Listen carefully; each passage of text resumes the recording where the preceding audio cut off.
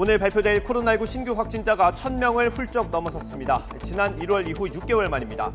특히 확진자 대부분이 수도권에서 나와서 수도권의 사회적 거리 두기가 3단계로 격상될 가능성이 높습니다. 코로나19 재확산 속도가 빨라지자 어젯밤부터 서울 공원 등에서 밤 10시 이후에는 술을 먹지 못하도록 행정명령이 내려졌습니다. 하지만 곳곳에서 여전히 심한 술판이 벌어졌습니다. 그 현장을 취재했습니다. 백신을 맞고도 확진되는 돌파 감염 사례가 국내에서 80명을 넘었습니다.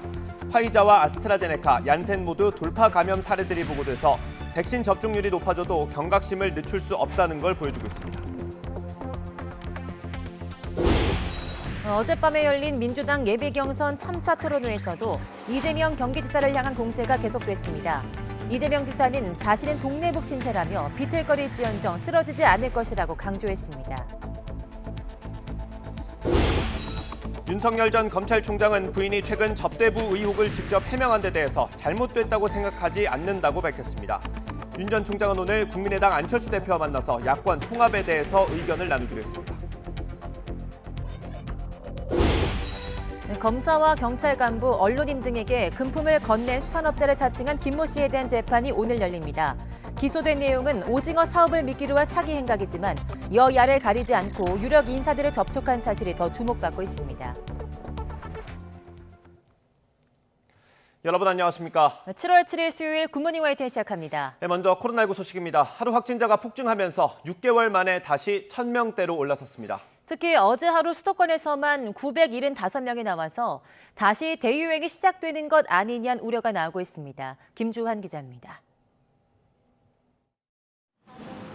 어제 0시부터 저녁 9시까지 코로나19 신규 확진자는 전국에서 1,145명으로 집계됐습니다. 이는 3차 대유행 정점이었던 작년 12월 25일 발생했던 1,240명의 95명이 모자란 수치입니다. 그러나 어제 저녁 9시 이후 확진자 증가 상황에 따라 최다 기록을 경신할 수도 있습니다. 확진자가 나온 지역을 보면 수도권이 975명, 비수도권의 신규 확진자는 170명에 불과했습니다. 이런 추세로 볼 때 오늘 0시 기준으로 발표될 신규 확진자는 수도권에서만 1,000명이 넘을 것으로 예상됩니다. 전국적으로는 1,200명 안팎, 많으면 1,200명대 초중반에 달할 것으로 보입니다. 중앙사고수습본부도 현재 검사 건수를 공격적으로 확대하고 있어서 오늘부터 환자가 더 증가할 수 있을 것으로 예상한다고 밝혔습니다. 이렇게 확진자가 급증하는 것은 전파력이 훨씬 센 델타 바이러스가 기승을 부리는 데다 젊은 층을 중심으로 급속하게 확산하기 때문인 것으로 풀이됩니다. 또 한 차례의 대유행이 본격화하는 것이 아니냐는 우려스러운 상황인 만큼 사회적 거리 두기를 강화할지 여부도 관심입니다. 정부는 오늘 오전 중앙재난안전대책본부 회의를 열어 수도권의 거리 두기 체계를 확정할 예정입니다. YTN 김주환입니다.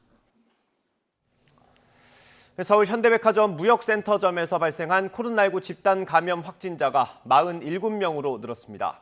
서울시는 어제 저녁 6시까지 삼성동 현대백화점 무역센터점과 관련해 33명이 추가로 양성 판정을 받아서 관련 확진자는 모두 47명으로 집계됐다고 밝혔습니다. 확진자가 잇따르자 무역센터점은 오늘과 내일 임시 휴점하기로 했고 전 직원에게는 코로나19 진단검사를 받도록 했습니다. 국내에서 코로나19 백신을 접종하고도 2주 뒤 확진되는 돌파 감염 사례가 80명을 넘었습니다. 중앙방역대책본부는 지난달 28일 현재 돌파 감염 사례가 총 81명으로 확인됐다고 밝혔습니다. 돌파 감염 사례를 백신별로 보면 화이자가 37명, 아스트라제네카가 25명, 얀센 19명입니다. 이렇게 확진자가 급증하는 가운데에도 밤 늦은 시간 공원의 술자리는 끊이지 않았습니다. 야외 금주령을 내린 서울시의 행정명령도 소용이 없었습니다. 김혜린 기자가 현장을 취재했습니다. 술집과 식당 영업 제한에 들어가는 밤 10시. 한강공원은 여전히 젊은이들로 북적입니다. 강가에 가까운 자리는 2m 이상 거리 두기도 쉽지 않을 정도입니다. 5인 이상 모임 금지를 어기는 모습도 보입니다. 마스크 부탁드리겠습니다. 이제부터 서울에선 밤 10시 이후 야외에서도 술을 마실 수 없습니다. 한강공원 11곳을 비롯해 경의선 숲길과 서울숲, 청계천 등 25개 주요 공원이 대상입니다. 서울시는 행정명령을 위반하면 10만 원 이하의 과태료를 부과할 방침입니다. 또 행정명령을 위반해 확진자가 발생하면 방역비용에 대한 구상권을 청구하겠다고 밝혔습니다. 본격적인 단속에 앞서 계도에 나섰지만 아직 모르는 사람이 더 많습니다. 이후로는 공원에서 음주를 하시면 안 되세요. 네, 알고 계셨어요? 모르셨어요? 네. 만취한 사람들은 단속에 항의하며 되려 큰 소리를 치기도 합니다. 벗어! 빨리 오라.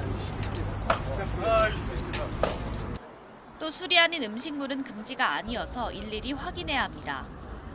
지금 저희가 밤 10시 이후로는 금주예요. 혹시 아셨어요? 저 맥주 다 먹었어요. 다 드셨어요? 네네네. 사실은 10시라고 해서 다 먹고 이제 치우려고 했어요. 음식은 괜찮습니다. 예, 식사하시고 뭐 취식하시는 건 괜찮은데 수도권 2030 젊은 층의 급격한 확산세 속에 내려진 조치라 대부분 수긍하는 분위기지만 여전히 반발의 목소리도 있습니다. 10시까지 영업장을 닫는 게 이게 유효성이 있나라는 생각이 들었는데 야외에도 먹는 거를 이제 음주를 단속하면서 이제 더 좋은 효과가 있지 않을까라고 생각합니다. 근데 자유가 뺏긴 것 같아요. 제가 봐. 너무 경직되고. 경직되고 너무. 서울시는 경찰과 합동 단속반을 구성해 밤 10시부터 새벽 5시 사이 금주 순찰을 강화할 계획입니다. YTN 김혜린입니다. 경찰이 심야에 서울 곳곳에 기동대를 투입해서 불법 유흥시설 영업을 방지하기 위한 순찰 활동에 나섰습니다. 코로나19 확산을 막기 위해서 이런 활동을 오는 17일까지 이어간다는 계획입니다. 강희경 기자가 현장을 다녀왔습니다. 서울 가락동의 한 먹자골목에서 경찰이 팀을 꾸려 순찰을 하고 있습니다. 코로나19가 급격하게 확산하면서 경찰이 유흥시설 불법 영업 등을 예방하기 위해 기동대를 투입한 겁니다. 경찰은 이른 저녁부터 새벽까지 서울 곳곳에서 유흥가를 돌면서 불법 유흥시설 단속을 지원하고 범죄 예방 활동을 벌였습니다. 강남과 송파 등 서울 4개 지역에 기동대 4개 중대 260여 명이 투입됐습니다. 이와 함께 집합금지 명령이 내려진 유흥시설이 몰래 영업을 하고 있는지, 가게에서 밤 10시를 지나서도 영업을 이어가는 건 아닌지도 함께 단속이 이뤄졌습니다. 밖에서 볼 때 손님들 드시는 줄 알고 일단 이쪽으로 들어와요. 최근 서울 마포구 홍대 술집 등에서 집단 감염이 이어지고 있지만 집합금지 명령을 어기거나 방역수칙을 지키지 않는 사례는 꾸준히 적발되고 있습니다. 이에 따라 경찰은 오는 17일까지 2주 동안 유흥시설 불법 영업 특별 단속 기간을 운영하기로 했습니다. 순찰 활동을 강화하면 경각심이 높아져 감염병 예방법 위반 등의 범죄율도 낮아질 것으로 기대하고 있습니다. 불법 무허가 영업 등 각종 불법 행위에 대해서 경찰, 지자체, 기동대 등 가용 경력을 최대 동원하여 특별 단속하게 된 것입니다. 특별 단속 기간 첫 이틀인 지난 주말에만 32건의 감염병 예방법 위반 사례가 적발돼 200여 명이 입건됐습니다. 경찰은 앞으로도 인력을 최대한 투입해 집중 순찰을 벌이는 등 코로나19 감염 확산 차단에 주력하겠다는 방침입니다. YTN 강희경입니다. 네, 앞서 전해드린 대로 확진자가 급증하면서 수도권의 방역 조치를 비수도권처럼 완화하는 게 어려운 상황입니다. 방역을 더 강화해야 한다는 목소리가 커지면서 자영업자들의 한숨도 깊어지고 있습니다. 김철희 기자입니다. 가파르게 증가하는 수도권 내 코로나19 확산세로 새로운 거리두기 적용은 또다시 미뤄질 가능성이 커졌습니다. 완화된 방역 수칙으로 매출 회복을 기대했던 자영업자들은 대부분 아쉬움을 표했습니다. 자영업자들 한숨은 더욱 깊어집니다. 밤에 하는 영업이 매출의 대부분이었던 노래 연습장은 영업 제한이 풀릴 거란 기대가 다시 무너졌습니다. 지난 1년 6개월간 우리 코인 노래 연습장 되게 힘들었는데 드디어 좀 빛이 보이는구나 싶었지만 역시 이 부분은 좀 물거품처럼 다시 사라져 버렸습니다. 올해 들어 제대로 영업을 하지 못한 유흥시설 업주들은 더욱 막막합니다. 일반 음식점으로 등록한 주점들도 버젓이 술을 파는데 유흥시설만 안 된다는 게 억울하다고 토로하기도 합니다. 임대료의 일부분이라도 어떻게 내보려고 직원들도 임금도 줘야 되고 근데 갑자기 뭐 하루도 아니고 몇 시간 남겨놓고 연장을 한다니까 저희로서는 황당하죠. 반면 심각한 확산세에 차라리 방역을 강화하는 게 낫다는 자영업자들도 있습니다. 식당에 오가는 사람들이 방역 수칙을 무시하는 모습을 볼 때마다 불안하다는 겁니다. 거기에 12시까지라는 그런 소식을 듣고 정말 잘 됐다라는 생각도 들었지만 한편으로는 이제 지금 이 시점에서 안 좋은 그 델타 바이러스가 이제 퍼지는 시점이니까 시민들은 대부분 식당이나 주점 같은 다중이용 시설을 이용하는 게 불안하다고 말했습니다. 백신 접종이 많이 이루어지지 않은 상황에서 방역을 완화한 건 섣불렀다면서 최근 감염이 쏟아져 나오는 주점 단속을 강화해야 한다고도 지적했습니다. 확진자가 계속 막 700명, 800명 막 늘어나고 있는 거 보면은 안심할 수 있는 건 아닌 것 같아서. 집단 면역이 아직은 형성되지 않았다고 보고요. 그렇기 때문에 방역 수칙을 완화하게 되면 코로나 확산이 다시 될 것이라 생각합니다. 방역 당국은 수도권에 새로운 거리두기를 추가로 유예할지 아니면 3단계로 격상에 적용할지 각 지자체 의견을 모아 발표한다는 계획입니다. YTN 김철입니다. 정부가 이스라엘과 백신 스와프를 통해 확보한 화이자사 백신 70만 회분이 오늘 오전 인천공항을 통해 들어옵니다. 이스라엘은 유효기간이 이번 달 31일까지인 화이자 백신을 우리나라와 교환하기로 했습니다. 정부는 이번에 받는 물량만큼의 화이자 백신을 오는 9월에서 11월 이스라엘 정부에 반환할 예정입니다. 정부는 이스라엘 정부와 교환하기로 한 화이자 백신의 안전성에는 문제가 없다고 밝혔습니다. 정은경 질병관리청장은 해당 백신의 유통기한이 얼마 남지 않았다는 우려와 관련해 모든 백신의 유효기간이 6개월 정도지만 백신 공급과 품질 검사, 유통에 드는 시간을 고려하면 실제 활용할 수 있는 기간은 애초에 3, 4개월 정도라며 한 달 정도 유효기간이 남아 품질에 문제가 없을 것이라고 설명했습니다. 이스라엘과의 백신 스와프와는 별개로 우리 정부가 화이자 측과 직접 계약한 6,600만 회분의 일부인 62만 7천 회분이 오늘 새벽 2시쯤 인천국제공항을 통해 국내에 도착했습니다. 상반기 배정 물량 700만 회분은 지난달 29일까지 도입이 완료됐으며 오늘 도착분을 시작으로 하반기 물량도 순차적으로 들어옵니다. 화이자 백신 예방 효능이 델타 변이 확산 후 94%에서 64%로 감소했다는 조사 결과가 이스라엘에서 나왔습니다. 하지만 중증을 막아주는 예방 효과는 93%로 여전히 높았습니다. 한영규 기자입니다. 이스라엘 보건부가 조사한 결과 지난 5월 2일부터 6월 5일까지 화이자 백신의 코로나19 예방 효능은 94%였습니다. 하지만 6월 6일부터 이달 3일까지 임상에서 확인된 화이자 백신의 예방 효능은 64%까지 떨어졌습니다. 같은 기간 화이자 백신의 중증 예방 효과는 98%에서 93%로 좀 낮아졌지만 여전히 높은 수준이었습니다. 이 기간 신규 감염자 가운데 55%는 백신 접종을 마친 돌파 감염 사례였고 나머지는 백신 접종률이 낮은 학생층에서 나왔습니다. 이스라엘에서 델타 변이 유입이 확인된 것은 지난 4월로 이후 빠르게 퍼져나가 최근에는 신규 감염자의 90%가량이 델타 변이에 의한 것으로 나타났습니다. 이런 상황에서 이스라엘은 지난달 15일 실내 마스크 착용 의무를 해제했다 25일부터 다시 복원시키기도 했습니다. 이스라엘 보건부 관리는 백신이 델타 변이에 덜 효과적인 것으로 보여 우려스럽다며 정부는 면역이 떨어진 사람과 고령층에 대해 추가 접종을 고려해야 한다고 말했습니다. 하지만 일부 전문가들은 이번 조사 결과에 대해 조심스러운 입장을 보였습니다. 높은 돌파 감염 비율로 인해 경증의 감염에 대한 백신의 효능이 떨어진다고 볼 수 있지만 델타 변이의 예방 효능을 정확히 추정하기에는 아직 이르다는 것입니다. 이스라엘 정부는 백신 3차 접종 등 중요한 정책적 결정에 필요한 연구를 하도록 지시했지만 아직 일반 국민을 대상으로 추가 접종을 권고하거나 결정하지 않았다고 밝혔습니다. YTN 한윤규입니다. 백신 접종엔 속도가 붙어도 델타 변이 바이러스 확산이 변수입니다. 전체 인구의 61%가 백신 접종을 한 이스라엘도 감염력이 높은 델타 변이가 확산하면서 하루 신규 확진자가 501명에 달해 지난 3월 30일 이후 최대치를 기록했습니다. 신규 확진자 가운데 42%는 2차까지 백신 접종을 마쳤지만 돌파 감염된 사례였으며 나머지는 백신 접종률이 낮은 학생들 가운데 나왔습니다. 다만 신규 확진자 급증에도 전날까지 35명이었던 중증 환자 수는 2명이 줄어서 33명이 됐고 추가 사망자도 없었습니다.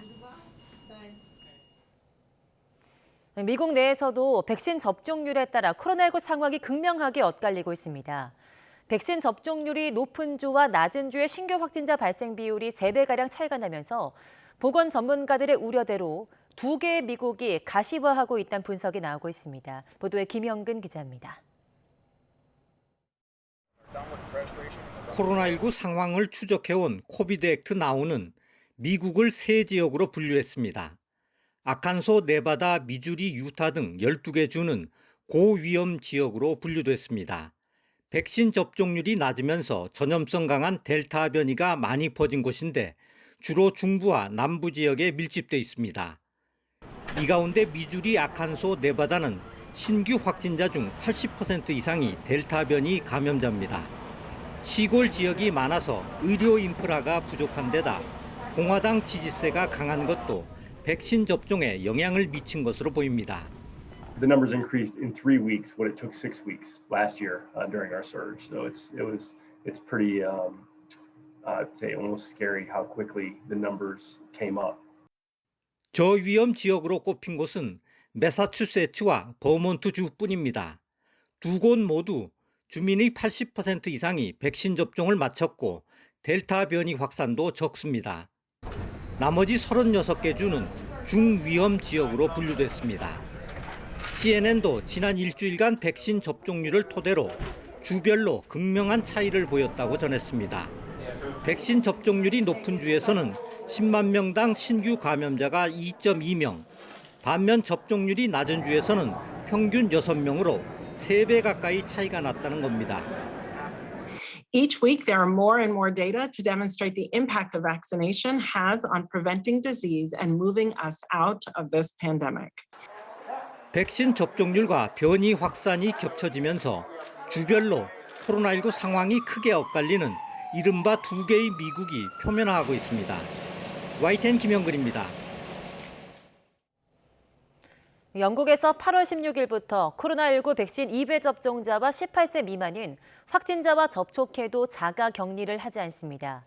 사지드 자비드 영국 보건장관은 현지 시간 6일 국회에서 이 같은 내용의 새로운 코로나19 자가격리 정책을 발표했다고 스카이뉴스가 보도했습니다. 지금은 확진자와 접촉 시 10일 자가격리를 해야 합니다. 새로운 규정은 백신 2차 접종을 하고 2주가 지나야 적용됩니다. 델타 변이의 빠른 확산 속에 러시아의 하루 코로나19 사망자가 또다시 역대 최다를 기록했습니다. 오늘 19일 방역 규제를 풀기로 한 영국에서는 다음 달 하루 확진자가 10만 명을 늘어날 것으로 예상됐습니다. 김태현 기자입니다. 러시아 모스크바의 백신 접종 센터입니다. 코로나 확진자 급증에 놀란 시민들이 접종을 서두르고 있습니다. У меня большая семья, все сделали, и я тоже хочу. Более 64 государств закупают нашу вакцину, Спутник V, поэтому я считаю, она является одной из самых лучших сейчас. 보건당국은 비예약자 대기줄까지 마련해 속도를 내고 있지만 러시아의 백신 2차 접종률은 12%대에 불과합니다. 인도발 델타 변이가 퍼지며 러시아 신규 사망자는 사흘 만에 또 역대 최다를 기록했습니다. 6일 하루 737명이 숨지며 지난 3일에 697명을 넘어섰고 신규 확진자는 13일째 2만 명을 넘었습니다. 영국은 오는 19일 방역 규제 해제를 밀어붙이기로 했습니다. 자비드 보건장관은 신규 확진자가 19일쯤에는 지금의 2배인 5만 명에 이르고 8월에는 10만 명이 될 것으로 예상했습니다. 그러나 입원과 사망자 감소가 중요하다고 강조했습니다. What we are seeing is a severe weakening of the link between case numbers and hospitalization and deaths. And that is what is allowing us to ease the restrictions in this way. 영국과 달리 노르웨이는 제한 조치 해제를 연기하기로 했습니다. 마지막 4단계 해제를 앞두고 있었지만 일단 7월 말이나 8월 초까지 미루고 델타 변이 확산 추이를 지켜보기로 했습니다. YTN 김태현입니다.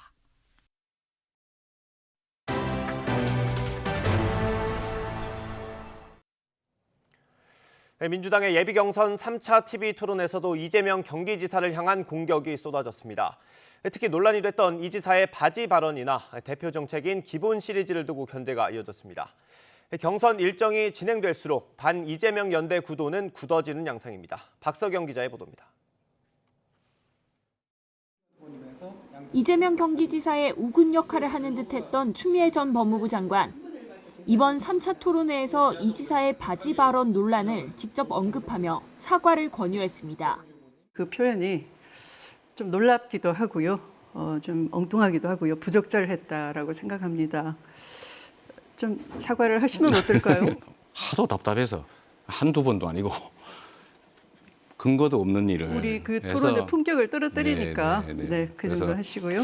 그다음에 이제 정책 질문하겠습니다. 이 지사의 대표 정책인 기본 시리즈를 꺼내들고 논쟁하며 신경전을 벌이는 후보도 있었습니다. 국가 예산을 가지고 25조 가능하다고 얘기하셨거든요. 그걸 못한다고 얘기하시면 말이 안 되잖아요.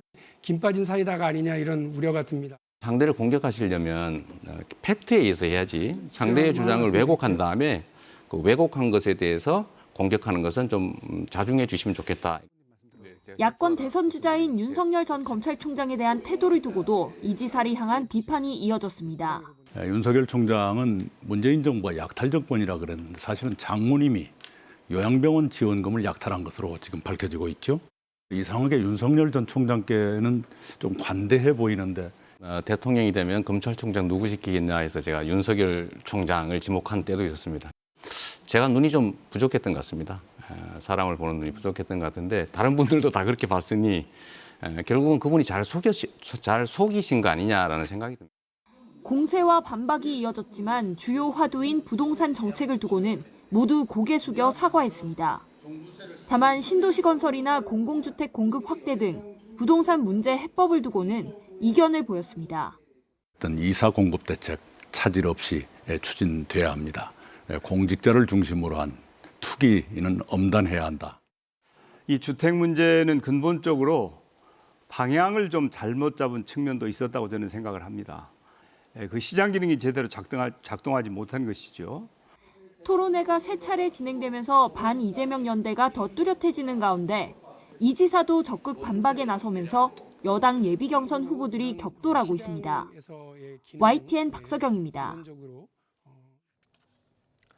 이재명 지사가 당내 경쟁자들의 집중 공격에 대해서 동네 북 신세가 어딜 가지 않는다면서 비틀거릴지언정 쓰러지지는 않겠다고 밝혔습니다. 이 지사는 어젯밤 예비경선 3차 TV 토론회를 앞두고 SNS를 통해 소년공 시절, 검정고시, 변호사 활동 등 자신의 과거를 언급하면서 지금도 여기저기 두들겨 맞고 있는 동네 북 신세라며 이같이 말했습니다. 이 지사는 딱히 이유도 모르겠는데 사는 게 답답할 때 속을 풀려고 두드리는 게 동네 북인 만큼 그런 인생이 나쁘지만도 않다며 그 역할을 기쁘게 감당하겠다고 했습니다. 민주당의 대선 주자들이 가장 고심하는 공약 가운데 하나가 바로 문재인 정부의 정책 실패 1순위로 꼽히는 부동산입니다. 그런 만큼 부동산 불공정 거래 감독 강화부터 토지 공개념 법제화까지 악화한 부동산 민심을 달래기 위한 정책 마련에 집중하고 있습니다. 송재인 기자의 보도입니다. 문재인 정부 지지율 하락의 최대 원인은 부동산이다. 하나, 둘, 셋. 모두 다 동그라미를. 이렇듯 자타공인 문재인 정부의 최대 실책으로 꼽히는 부동산 정책은 민주당 대선 주자들에게는 가장 큰 부담입니다. 대선 주자들이 너도 나도 첫 공약으로 부동산 해법을 제시하며 차별화에 나선 이유입니다.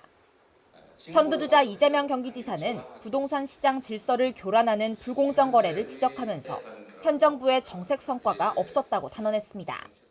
부동산은 돈 벌지 못하게 하겠다. 이 말씀을 아주 오래전부터 하셨고 좀 평생주택 도입해라고 지시했고 또 부동산 시장이 좀 이상하다. 부동산 감독기관 만들어라 라고 지시를 했는데 이게 제대로 된 게 하나도 없습니다. 편법이 만연한 부동산 시장에서 공급 확대와 과세 강화라는 기존 정책만으론 실질적인 투기 억제가 어렵다고 본 겁니다. 부동산 거래 감독기구를 설치해 불법 행위에 대한 감독과 처벌을 대대적으로 강화하자고 제안했습니다.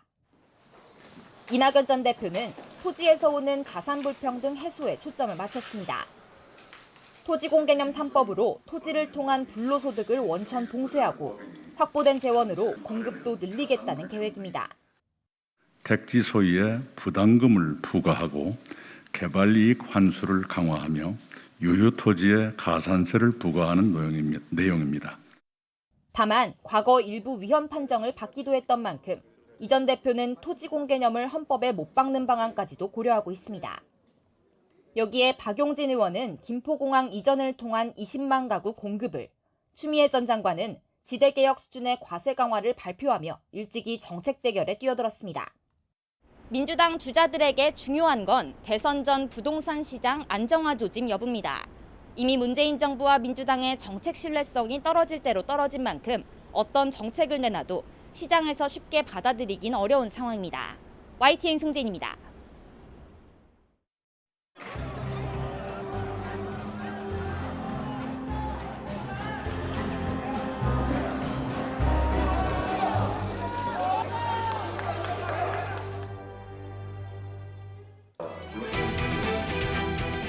정신이 일도 없는데 이 사람이. 이 사람이 정말 춤을 나가지.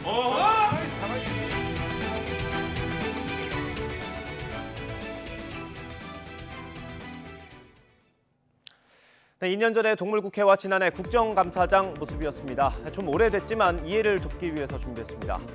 네, 이런 모습을 볼 때면 국회의원 월급 아깝다는 분들 많으실 겁니다. 네, 그래서 이런 청원까지 올라왔습니다. 네, 청원인은 국회의원을 무보수, 명예직으로 바꾸자고 제안하고 있습니다. 우리나라 국회의원은 유독 1억 원이 훌쩍 넘는 연봉에 보좌진까지 여러 거느리며 특권을 누린다는 지적입니다. 이 청원에 20만 명 넘게 동의하면서 청와대가 답변을 내놨습니다. 답변을 요약하면요. 국회의원이 받는 돈은 국회가 논의를 통해서 법안을 고쳐야 한다는 얘기입니다. 그러면서 국회의원이 회의에 출석하지 않으면 활동비를 삭감하는 법안이 논의 중이라고도 설명했습니다. 국회는 실제로 관련 법안을 논의하고 있기는 합니다. 물론 국민청원 내용처럼 보수를 아예 없애는 건 아니고요. 회의에 참석하지 않으면 수당을 깎는 내용입니다. 삭감 기준은 이 개정안들별로 조금씩 다릅니다. 걱정보다는 잘하고 있네 이렇게 생각할 수도 있는데 또 꼭 그런 건 아닌 것 같습니다. 의안정보 시스템에 따르면 관련 개정안 논의는 지난해 12월에 멈춰 있습니다. 회의 내용을 보면 수당을 깎는 건 직장인으로 치면 감봉 같은 중징계이기 때문에 신중할 필요가 있다는 기류가 읽히기도 합니다. 1,260만 원. 지난해 국회의원의 월 평균 수당입니다. 연봉으로 하면 1억 5천만 원이 넘습니다. 국회의원들이 국회에서 연일 외치는 서민들은 넘보지도 못할 금액이죠. 수당을 깎는 걸 넘어서 없애자는 청원까지 나온 건 그만큼 우리 정치에 대한 불신이 크다는 얘기입니다. 이번 논의가 어떻게 마무리될지 지켜봐야겠습니다. 본격적인 민생 행보에 나선 윤석열 전 검찰총장이 연일 탈원전 정책을 비판하며 문재인 정부와 각을 세우고 있습니다. 국민의힘 주자 가운데서는 유승민 전 의원과 하태경 의원이 여성가족부 폐지를 공약으로 내세웠는데요. 이준석 대표까지 지원 사격에 나설 모양새입니다. 이경국 기자입니다.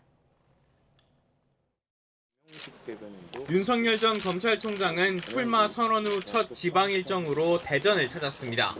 아버지의 고향인 충청권에서 지지층 결집에 나선 겁니다.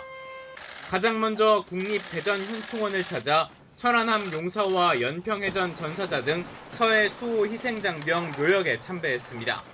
이분들이 목숨 바쳐 지킨 이 나라를 공정과 상식을 가지고 바로 세워서 이어진 행보는 전날에 이어 탈원전 정책 반대에 초점이 맞춰졌습니다. 카이스트 원자핵공학과 학생들과의 만남에 이어 탈원전 정책 비판 토론회에 참석해 정책 폐기를 주장했습니다. 큰 어떤 합의가 이런 걸 가지고 기본 에너지 정책을 설계하고 집행했어야 되는 것이 아니냐. 너무 성급한 이런 탈원전 정책은 반드시 재고되고 바뀌어야 된다고 생각합니다. 민생행보와 더불어 국민의당 안철수 대표를 비롯해 국민의힘 외부 인사들과의 접촉도 넓혀가고 있습니다. 장모의 법정 구속 이후에도 윤 전 총장 지지율은 여전히 야권 선두를 달리며 이재명 경기지사와 접전을 펼치는 것으로 나타났습니다. 윤석열 대세론이 이어지면서 점점 다급해지는 건 국민의힘 주자들입니다. 유승민 전 의원은 군복무를 마치면 민간주택 청약대에 가점을 주는 정책에 이어 하태경 의원과 나란히 여성가족부 폐지를 공약으로 내걸며 20대 남성 표심을 자극했습니다. 대통령 직속으로 양성평등위원회를 둬가지고 여성과 남성이 정말 차별받지 않는 그런 사회를 하기 위해서 대통령이 그런 정책을 조율하는 그런 게 오히려 더 여성한테 도움이 될 거다. 홍준표 의원과 원희룡 제주지사는 여권 선두주자인 이재명 경기지사의 미 점령군 발언을 강하게 비판하며 존재감을 부각하고 있습니다. 윤석열 대세론이 이어진다면 야권 경쟁을 벌이는 국민의힘으로서도 부담은 커질 수밖에 없습니다.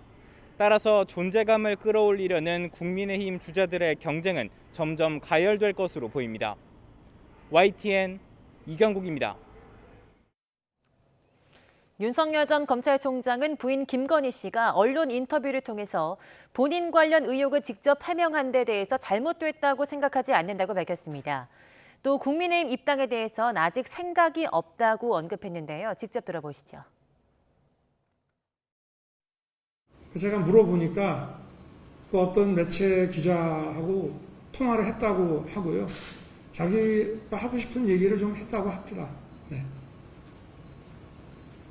저는 잘못됐다 이렇게 생각을 하지 않고요. 예. 그래서 자기도 하고 싶은 얘기를 하지 않았겠나 그렇게 생각하고 있습니다. 예.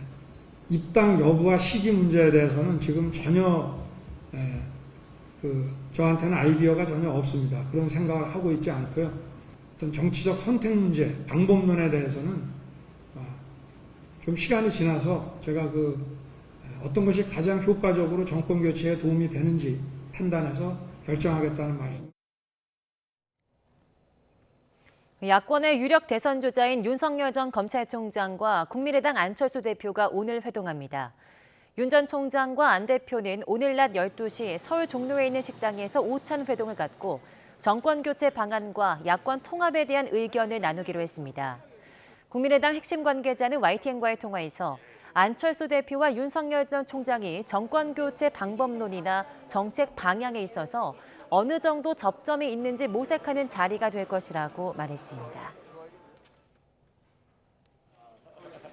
국민의힘 대권주자 가운데 한 명인 원희룡 제주지사를 지지하는 현역 국회의원 모임이 출범합니다. 지지 모임인 희망 오름 포럼은 오늘 오전 10시 여의도 중소기업중앙회에서 창립식을 열고 공식적인 활동을 시작합니다.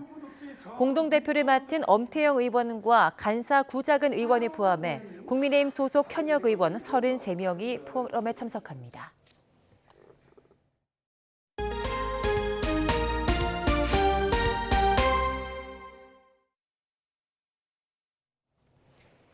네, 500mm가 넘는 물폭탄이 덮친 전남에서는 피해가 속출했습니다.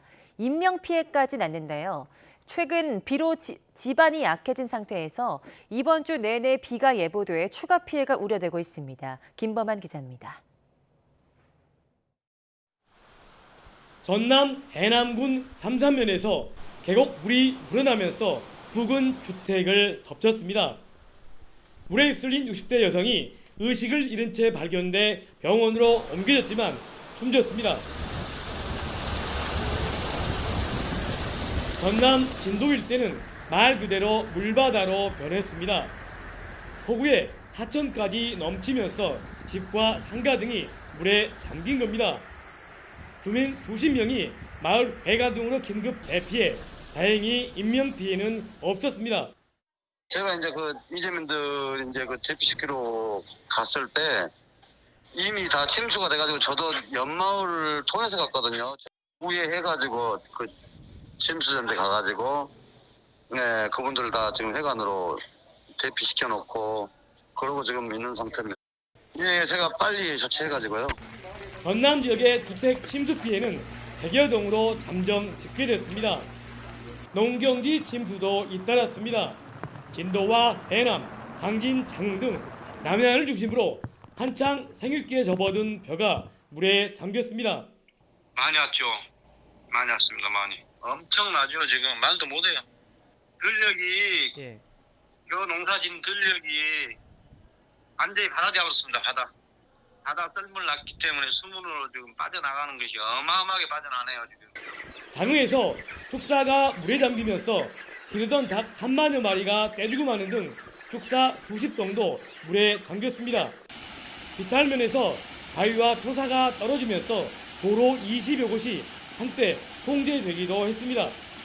한꺼번에 많은 비가 내리면서 경전선 조성역에서 벌교역 사이철길에 토사가 흘러내렸습니다.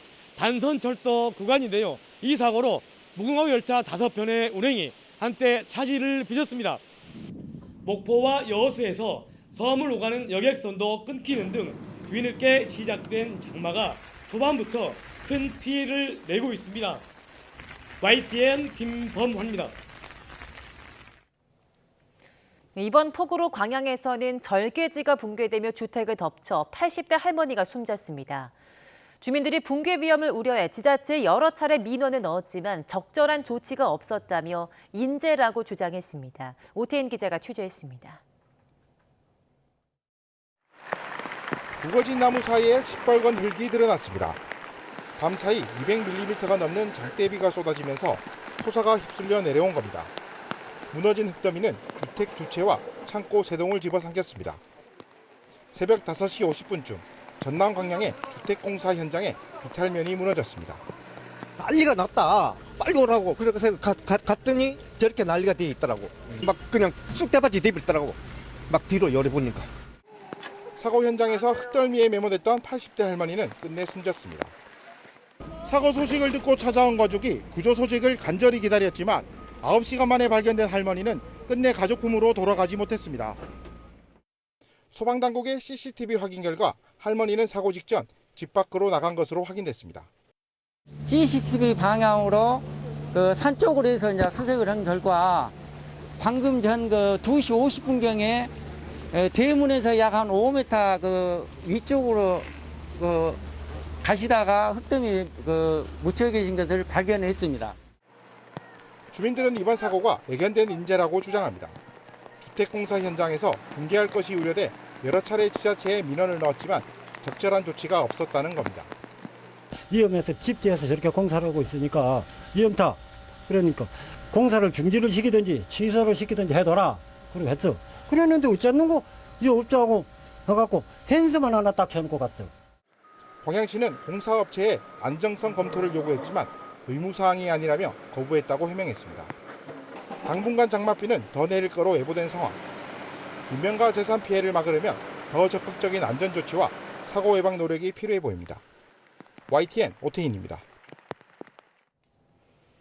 네, 지난 3일 일본 시즈오카현 야타마시에서 일어난 대형 산사태로 숨진 사람이 7명으로 늘었습니다. 시즈오카현과 야타미시 당국은 사고 발생 나흘째인 어제 3명의 사망자를 추가 수습해 지금까지 확인된 사망자 수가 7명이 됐다고 밝혔습니다. 하지만 실종 추정 인원이 27명이나 남아있어서 전체 인명피해 규모는 더 커질 것으로 보입니다.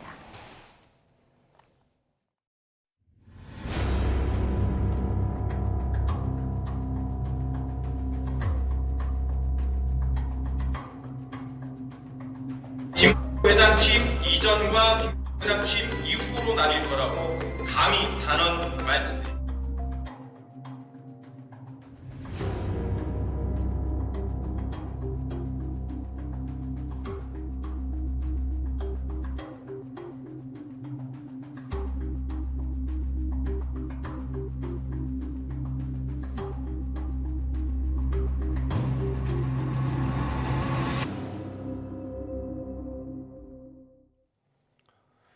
네, 100억 원대 오징어 사업 사기 행각을 벌이며 검사와 언론인 등에게 금품을 건넨 혐의를 받는 자칭 수산업자에 대한 재판이 오늘 열립니다. 서울중앙지방법원은 오늘 오후 특정경제범죄 가중처벌법상 사기 혐의로 재판에 넘겨진 43살 김모 씨의 3차 공판을 진행합니다.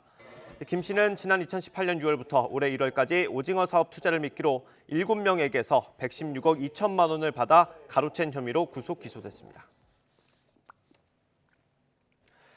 수산업자를 사칭해 현직 부장검사와 경찰, 언론인 등에게 금품을 건넨 김모 씨의 과거 특별 사면에 대해 법무부가 절차상 문제가 없었다고 입장을 냈습니다. 법무부는 지난 2018년 신년 특사와 관련해 법무부 장관이 관계 법령에 따라 사면심사위원회를 거쳐서 사면 대상을 적정히 심사해 대통령께 상신했다고 밝혔습니다. 가짜 수산업자 김모 씨가 김부겸 국무총리의 보좌관 행사를 하고 다녔다는 언론 보도와 관련해 김 총리 측은 전혀 모르는 사람이라고 일축했습니다. 총리실은 자료를 통해 김 총리는 수산업자를 사칭한 김 씨와 어떠한 개인적 친분을 가지거나 만난 적도 없다면서 이같이 밝혔습니다. 경찰대학교 소속 총경급 고위 간부가 성비위 의혹으로 중징계 처분을 받은 사실이 저희 취재 결과 드러났습니다. 이 간부는 과거 서울의 주요 성폭력 범죄를 총괄 지휘하는 중책을 맡으면서 이른바 여성범죄 수사통으로 알려졌던 인물입니다. 김우준 기자의 단독 보도입니다. 충남 아산시에 위치한 경찰대학교. YTN 취재 결과 경찰대학교 소속 간부인 A 총경이 지난달 말 중징계를 받은 것으로 드러났습니다. 학과장은 교체만 됐습니다. 성비위 문제가 불거진 게 이유였습니다. A 총경은 과거 2018년 서울지방경찰청 여성청소년과 수사팀 근무 시절 술자리에서 만난 언론사 기자에게 성적 수치심을 느낄 만한 부적절한 발언 등을 한 혐의로 경찰청 감찰을 받았습니다. 이후 감찰 담당관은 정식 수사를 의뢰했고 징계위원회에도 회부했습니다. 지난달 22일 열린 징계위는 A 총경에게 정직 3개월 처분을 내렸습니다. 경찰청 관계자는 현직 총경에게 제기된 성비위 사건인 만큼 위중한 문제로 판단했다고 설명했습니다. 중징계죠. 네, 정직이면. 예, 정직부터는 중징계입니다. 다만 이 사건을 조사한 서울경찰청은 성추행 혐의를 입증할 만한 증거가 불충분하다는 이유로 불기소 의견을 달아 검찰에 넘겼습니다. 증거 불충분으로 혐의 없어 송치된 걸로 제가 알고 있는데요. A 총경은 경찰대학교에서 기초 수사 과목을 전담하는 학과장으로 근무했으며 학과장 부임 전에는 서울에서 발생하는 주요 성폭력 사건 등을 총괄 지휘하는 중책을 맡는 등 이른바 여성 범죄 수사통으로 알려진 인물입니다. 취재진은 A 총경의 입장을 듣기 위해 수차례 연락을 시도했지만 답변을 듣지 못했습니다. 경찰대학교 측은 경찰청에서 공식 징계 통보가 내려온 만큼 A 총경을 직무에서 배제하고 학과장을 교체했다고 밝혔습니다. YTN 김우준입니다. 어제 오전 10시 반쯤 경기도 용인의 한 곰 사육농장에서 60kg짜리 반달가슴곰 2마리가 탈출했습니다. 용인시와 소방당국에 따르면 이 곰들은 용인시 이동면에 있는 곰 사육농장에서 철제 사육장을 훼손한 채 탈출했으며 이 중 한 마리는 어제 오후 12시 50분쯤 인근에서 수색에 나선 엽사에게 발견돼 사살됐습니다. 시는 인근 주민들에게 주의를 당부하는 긴급 안내 문자 메시지를 발송하고 나머지 한 마리를 찾기 위해 인근 지역을 수색하고 있습니다. 어제 야간 수색을 종료한 포수들은 오늘 오전부터 수색을 재개할 예정입니다. 어제 오전 9시 50분쯤에는 서울 강북구 수유동 북한산 국립공원 등산로 주변에 멧돼지 한 마리가 나타났습니다. 경찰과 강북구청의 지원 요청을 받고 투입된 엽사는 1시간 반여 만에 멧돼지를 사살했습니다. 구청 관계자는 멧돼지가 북한산에서 내려온 것으로 보인다며 사체를 수거한 뒤 아프리카 돼지열병 검사 결과를 기다리고 있다고 말했습니다. BTS의 두 번째 영어곡 버터가 미국 빌보드 싱글 차트에서 6주 연속 1위에 오르는 대기록을 달성했습니다. 빌보드는 BTS의 버터가 이번 주 메인 싱글 차트인 핫백에서 1위를 차지했다고 현지 시간 6일 밝혔습니다. 버터는 지난 5월 21일 발매 후 핫백에서 1위로 직행해 BTS 곡 가운데 최장기간 정상을 지키고 있습니다. 러시아 극동지역 캄차카에서 여객기가 추락해 탑승자 28명 모두 사망한 것으로 전해졌습니다. 착륙 시도 중 공항에서 5km 떨어진 해안가 절벽에 추락했습니다. 이동환 기자입니다. 러시아 극동지역 캄차카반도 북쪽 팔라나 근처 해안가 절벽이 검게 그을었습니다. 여객기가 추락한 현장입니다. 현지 시간 6일 오후 3시쯤 승객 22명과 승무원 6명을 태운 안티노프 26 항공기가 추락했습니다. 캄차카주 주도인 페트로파블롭스크 캄차츠크를 떠나 팔라나로 가던 중이었습니다. 흐린 날씨에 착륙을 시도하던 중 목적지에서 9km 떨어진 곳에서 관제센터와 연락이 끊겼습니다. Трагедия случилась при заходе на посадку. Предположительно, на второй круг самолет заходил из-за плохой видимости. 헬리콥터 수색을 통해 절벽 아래 해안가에서 여객기 동체와 파편을 발견했지만 탑승객 28명 모두 숨진 것으로 전해졌습니다. 사고 여객기는 1982년에 제작돼 40년 가까이 된 쌍발 터보프롭 비행기입니다. 러시아 항공당국은 열악한 기상 조건과 기기 오작동, 조종사 실수 등 다양한 가능성을 열어놓고 사고 원인 조사에 들어갔습니다. Проводятся и следственные, и процессуальные действия, направленные на установление обстоятельств случившегося. 팔라나에선 지난 2012년 비슷한 기종의 노후 비행기가 착륙 도중 추락해 탑승객 14명 가운데 10명이 사망했습니다. 당시 사망한 조종사 2명의 혈액에선 알코올이 검출됐습니다.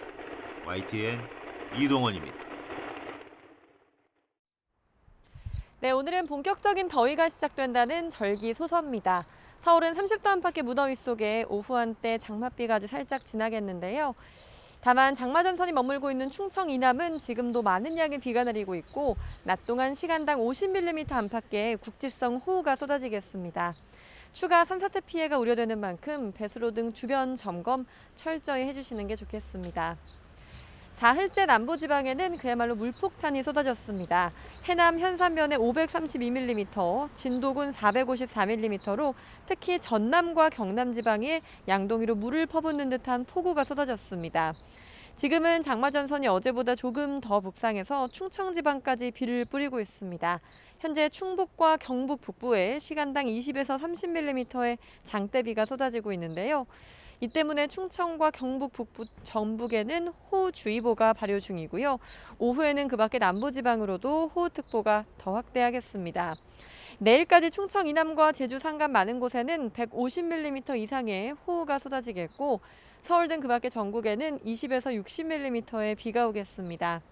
장맛비는 내일 밤까지 이어진 뒤에 그치겠고 주말 동안 장맛비가 소강 상태에 드는 사이 무더위 속에 소나기가 자주 지나겠습니다. 남부지방은 많은 곳은 500mm 안팎의 많은 비가 내리면서 지반이 약해져 있는 상태입니다. 전남과 경남에는 산사태 위기경보 경계 단계가 발령 중이니까요. 안전사고에 각별히 주의하시기 바랍니다. 지금까지 상암동 야외 스튜디오에서 YTN 박현실입니다.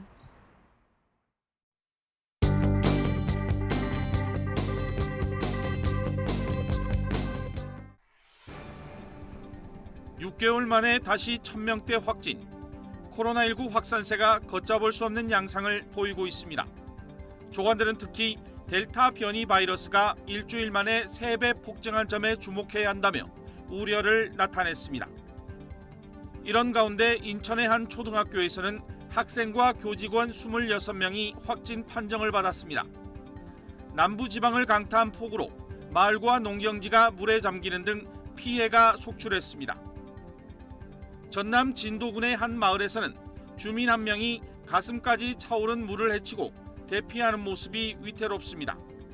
검찰이 윤석열 전 검찰총장의 부인 김건희 씨의 2010년부터 2011년 도이치모터스 주가 조작 사건 연루 의혹에 대해 수사 중인 가운데 2012년에서 2013년에도 권오수 도이치모터스 회장과 특혜성 증권 거래를 통해 차익을 얻은 것으로 나타났다고 보도했습니다. 한국일보는 100억 원대 사기 혐의로 구속 기소된 가짜 수산업자 김모 씨의 추가 의혹을 보도했습니다. 서울 유명 사립대 이사장이 해당 대학의 자산 120억 원을 옵티머스 펀드에 투자했고 A 부장검사를 통해 수사 무마에 나섰다는 소식입니다. 이에 대해 대학 측은 옵티머스 사태와 무관하다고 해명했습니다. 서울 수도권의 만성정체 지역에 광역 간선 급행버스 BRT가 투입됩니다. 국토부는 서울과 맞닿은 수도권 일부 지역의 교통난 해소와 출퇴근 시간 단축을 기대했습니다. 중앙일보는 불붙은 국제유가 소식을 일면에 실었습니다. 주요 산유국들의 증산회의가 무산되면서 국제유가가 석 달 만에 최고치로 올랐는데 국내 석유 제품 가격에도 영향이 불가피해 보입니다. 조간 브리핑 김현우입니다.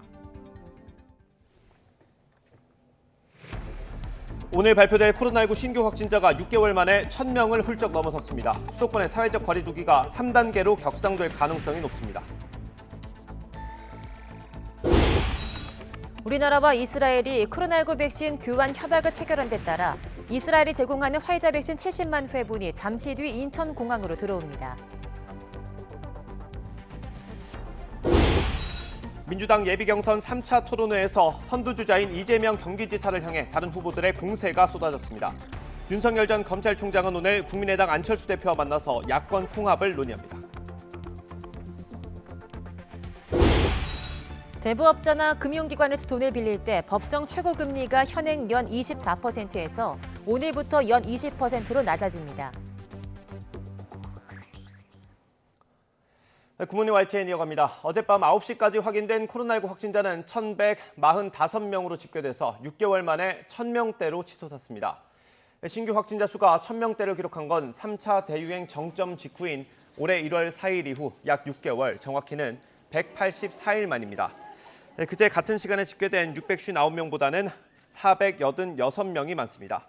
확진자가 나온 지역을 보면 수도권이 975명으로 85.2%, 비수도권이 170명으로 14.8%입니다. 이런 추세로 볼 때 오늘 0시 기준으로 발표될 신규 확진자 수는 조금 더 늘어서 1,200명대 안팎, 많으면 1,200명대 초중반에 달할 것으로 보입니다. 정부는 새로운 거리두기 체계 하에서 내일부터 적용할 수도권의 거리두기 단계를 오늘 오전 발표할 예정입니다. 어젯밤 9시까지 1,000명 이상의 확진자가 발생하는 등 수도권의 경우 거리두기 3단계 조건을 이미 충족한 상태이기 때문에 전문가들은 정부가 3단계로 격상할 가능성이 높다고 입을 모으고 있습니다. 이와 관련해 손영래 중앙사고수습본부 사회전략반장은 수도권 지자체 의견을 취합하며 심도 있게 논의하고 있다면서 오늘 중대본에서 최종 확정된 뒤 발표하겠다고 말했습니다. 서울 현대백화점 무역센터점에서 발생한 코로나19 집단 감염 확진자가 47명으로 늘었습니다. 서울시는 어제 저녁 6시까지 삼성동의 현대백화점 무역센터점과 관련해 33명이 추가로 양성 판정을 받아서 관련 확진자는 모두 47명으로 집계됐다고 밝혔습니다. 확진자가 잇따르자 무역센터점은 오늘과 내일 임시 휴점하기로 했고 전 직원에게는 코로나19 진단검사를 받도록 했습니다. 서울 영등포구 쪽방촌의 한 교회에서 코로나19 집단 감염으로 목사와 교인 등 모두 9명이 확진됐습니다. 인근 주민과 노숙인 등 276명은 음성 판정을 받았습니다. 인천의 한 초등학교에서 코로나19 확진자가 20명 넘게 발생해서 방역에 비상이 걸렸습니다. 학교 운동장에 선별진료소가 긴급 설치됐고 학생과 학부모 등 3천여 명이 전수검사를 받았습니다. 이기정 기자입니다. 인천 미추홀구에 있는 한 초등학교입니다. 집단 감염 소식을 통보받고 놀란 학부모와 어린이들이 아침 일찍부터 학교로 모여들었습니다. 오전 10시 검사 채취 인력과 행정 인력 60여 명이 긴급히 방호복으로 갈아입고 본격적인 전수검사에 나섭니다. 조금만 기다리세요. 거리두기 하면서 조금 거리두기 하면서 있어야 돼요. 앞서 6학년 학생 2명이 발열과 두통을 호소한 뒤 미추홀 보건소에서 확진 판정을 받은 건 전날 밤 9시와 11시. 방역당국이 같은 반 학생과 교사 59명을 대상으로 새벽에 긴급검사를 실시한 결과 20명이 훌쩍 넘는 집단 감염이 확인됐습니다. 확진자 가운데는 토론 수업을 맡았던 서울의 외부 강사도 포함됐습니다. 감염 소식이 알려지자 학교 선별진료소에는 오전부터 재학생과 교직원, 인근 주민까지 3천여 명이 몰렸습니다. 시 긴급대응팀 역학조사관을 미추홀 보건소로 파견하여 심측 역학조사와 시설 위험도 평가, 환경검사를 실시하고 있습니다. 인천시 교육청은 해당 학교에 대해 원격 수업으로 전환했습니다. 또 추가 감염 여부에 대한 상황을 지켜보면서 인접 학교에 대한 등교 중단 여부도 검토할 방침입니다. 인천시는 질병관리청에 델타 변이 바이러스 감염이 있는지 여부에 대한 검사를 요청해 놓은 상태입니다. YTN 이기정입니다. 확진자 현황을 그린 그래프입니다. 최근 6개월을 2주 정도 단위로 끊어서 표시했습니다. 코로나19 사태 이후 확진자가 가장 많았던 건 3차 대유행이 한창이던 지난해 12월입니다. 모두 1,240명이 나왔습니다. 이후에는 적으면 300명, 많으면 700명대까지 오르내렸습니다. 한동안 방역 관리가 잘 되는가 싶었는데 확진자가 폭증하고 있습니다. 어젯밤 9시까지만 1,100명이 넘었습니다. 앞서 보여드린 지난해 12월에 이어서 역대 두 번째 규모입니다. 숫자만 놓고 보면 코로나19 상황이 6개월 전으로 돌아간 셈이 됐습니다. 앞서 방역당국은 진단검사 건수를 공격적으로 확대하고 있다면서 환자가 더 증가할 수 있다고 예상은 했는데요. 전파력이 강한 델타 변이 바이러스가 기승을 부리면서 대유행이 다시 시작되는 건 아닌지 우려의 목소리도 나오고 있습니다. 백신 접종률이 낮은 젊은 층을 중심으로 바이러스가 번지는 데다 접종자 혜택이나 거리 두기 개편으로 방역 완화라는 메시지가 잇따랐던 것도 원인 가운데 하나로 꼽힙니다. 결국 수도권의 방역 지침을 더 조이자는 데 힘이 실리고 있습니다. 정부는 오늘 오전 중앙재난안전대책본부 회의에서 수도권 거리 두기 체계를 논의하고 확정할 계획입니다.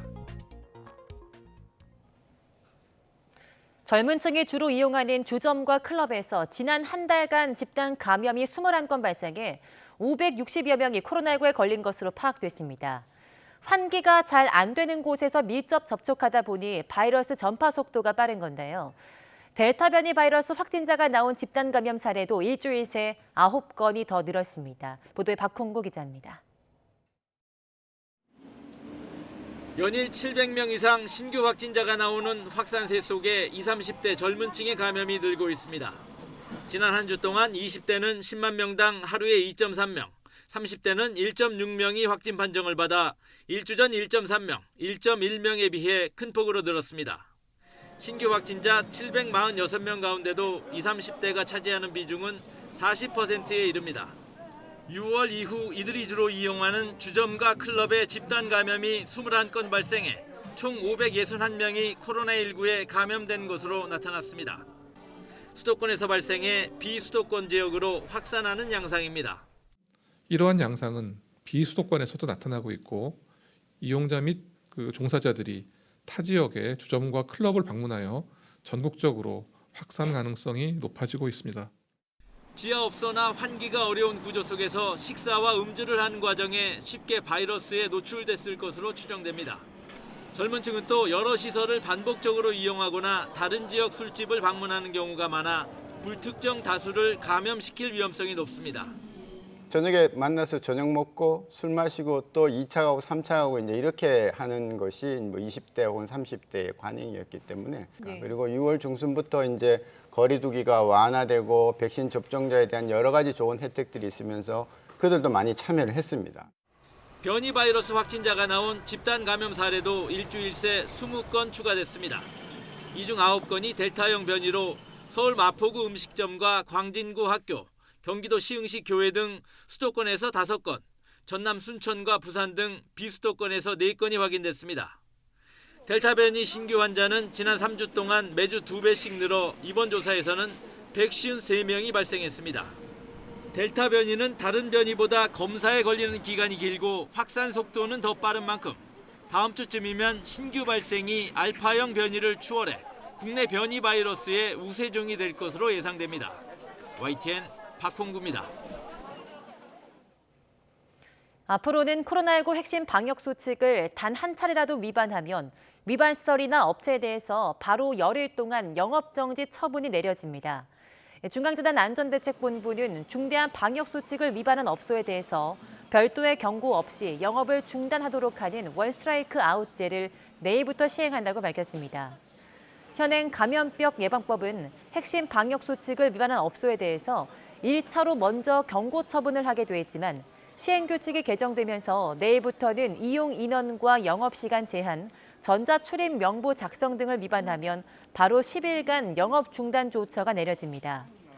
정부는 이에 대해서 귀책 사유에 따라 처벌하는 것이라며 방문객 한두 명이 개인적으로 방역 수칙을 위반했다고 해서 업소에 대한 처벌이 내려지진 않는다고 설명했습니다. 코로나19로 타격을 입은 자영업자들을 지원하기 위한 손실보상법과 정부가 내놓은 재난지원금을 두고 소상공인들이 반발하고 나섰습니다. 과거 손실을 보상받을 수 없는 데다 이전 지원금도 제대로 지급되지 않았다고 아우성입니다. 엄윤주 기자가 들어봤습니다. PC방을 운영하는 이상태 씨는 지난 1일 국회에서 손실보상법이 통과됐다는 소식이 반갑지가 않았습니다. 그간 자영업자들이 줄기차게 요구해왔던 소급 적용 조항이 빠졌기 때문입니다. 이번 달 이후 손실만 보상해주는 내용이라 지난해와 올해 상반기 손실액 1억 5천만 원가량은 보상받지 못하게 됐다고 말합니다.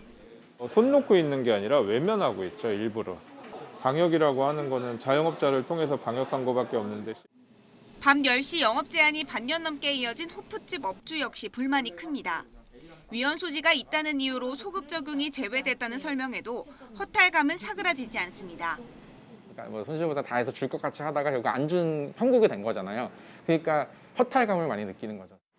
영업 제한과 집합 금지 조치로 피해를 본 소상공인을 위한 5차 재난지원금 계획에 대해서도 회의적인 소상공인들이 적지 않습니다. 기준에 맞지 않다는 이유로 4차 재난지원금을 못 받은 자영업자들은 5차 역시 남의 이야기라며 한숨을 내쉬기도 하고 4차 못 받으신 분들이 너무 많아요, 주변에. 이런 부분에 대한 행정력이 너무 떨어지는 거예요. 아직도 4차가 이루어지지 않는 상황에서 5차에 대한 얘기가 나오고 지금으로서 우리는 그거에 대한 신뢰가 너무 떨어져 있어요. 코로나19로 매출 타격이 컸던 지난해 매출액에 비례해 지원금을 지급하는 것, 적게 주기 위한 꼼수 아니냐고 의심하는 업주도 있습니다. 사실 19년도 기준이 맞다고 봅니다. 다 같이 힘들 때 2020년도는 이미 타격을 받은 거고, 왜냐하면 작년 기준으로 해야 지급액이 줄 거니까. 그건 명백한 사실이잖아요. 현실에 맞게 지원 금액을 산정해달라고 요청하기도 합니다. 1차적으로는 저는 19년 대비해서 20년 매출을 대비해서 어느 정도의 손실이 났는지에 대해서 파악을 먼저 하고 그다음 보상이 이루어져야 된다고 생각해요. 코로나19 장기화 속에 생계의 낭떠러지 앞에 놓여 있는 자영업자들. 정부가 계속해서 지원 정책을 내놓고는 있지만 이것으로는 부족하다는 목소리는 여전합니다. YTN 엄윤주입니다. 정부가 이스라엘과 백신 스와프를 통해 확보한 화이자사 백신 70만 회분이 잠시 후 인천공항을 통해 들어옵니다. 이달 도입 예정인 1,000만 회분의 이 물량까지 추가되면서 백신 접종의 속도를 내게 됐습니다. 이형원 기자입니다. 이스라엘과 교환하기로 한 백신은 화이자 70만 회분입니다. 이스라엘 정부가 사용 중인 백신으로 유효 기간이 이달 말까지입니다. 이달이 지나면 폐기되는 만큼 서둘러 도입해 당장 국내 접종에 사용하기로 했습니다. 화이자 백신 70만 회분은 7월 7일 오전 7시 15분에 인천공항에 도착할 예정입니다. 오는 9월에서 11월까지 순차적으로 반환하는 백신 교환 협약을 유효 기간이 촉박하지만 사용하는 데 문제가 없다는 게 정부 평가입니다. 지난달 팔레스타인 자치정부가 품질 문제로 이스라엘로 돌려보낸 화이자 백신과는 다른 물량이라고 강조했습니다. 동일 물량은 아니고요. 한 달 정도 남은 유효 기간은 품질에 문제가 없을 거라고 판단을 하고 있고요. 식품의약품안전처 품질 검사를 거쳐 오는 13일부터 사용합니다. 우선 코로나19 확진자가 집중된 서울 경기에 34만 회분이 공급됩니다. 운수 종사자나 환경미화원 등 대민 접촉이 많은 직종을 중심으로 지자체가 판단해 2주 동안 접종합니다. 또 이달 말 예정된 지자체 자율 접종 규모를 44만 명에서 80만 명으로 늘려 각 지역 특성에 맞게 백신을 쏘도록 했습니다. 한국, 이스라엘 백신 수합을 통해서 그 확보된 추가 물량으로 더 많은 분들이 빠르고 안전하게 예방접종을 받을 수 있도록 최선의 노력을 다하겠습니다. 이달 도입 예정인 모더나, 파이자 등 4종류 백신 1,000만 회분에 더해 여유분이 생기면서 접종 일정도 앞당겼습니다.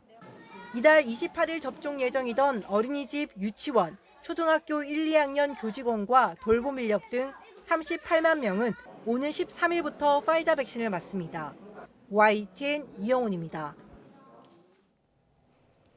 미국에서 백신 접종률이 낮은 지역을 중심으로 코로나19가 다시 확산하면서 일부에선 입원 환자가 넘쳐 다른 병원으로 보내는 일까지 벌어지고 있습니다.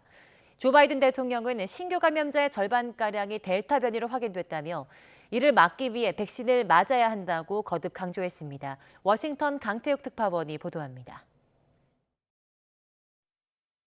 미국 중부의 미주리주는 한 차례 백신을 맞은 성인 비율이 45%에 불과합니다.